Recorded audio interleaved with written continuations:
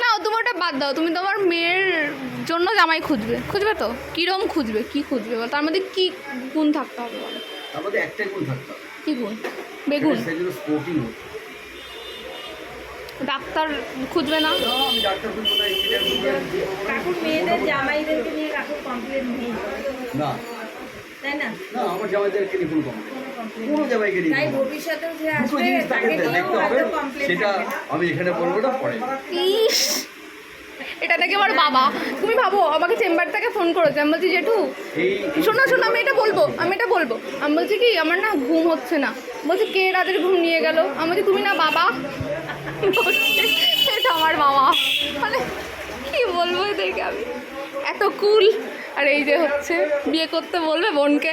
না, গাইস এখানে আমার বাচ্চা ছেলে করতে হবে। 3-4টে, জেঠু 3-4টে বিয়ে করতে বলছে। ঠিক আছে, একটা করে কি হবে? চারটে করতে হবে।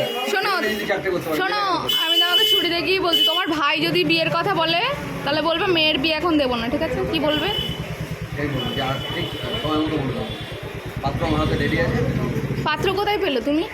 তারপর তাকে ডাক্তার খুঁজে নিয়ে আসবে আগের বারের মতো, না আমি করবো। এই সবাই খারাপ হয়ে থাকবে, ওই দেখেছো ঘুরে সেই বিয়ে করবে। নিজের প্রফেশনে হবে না,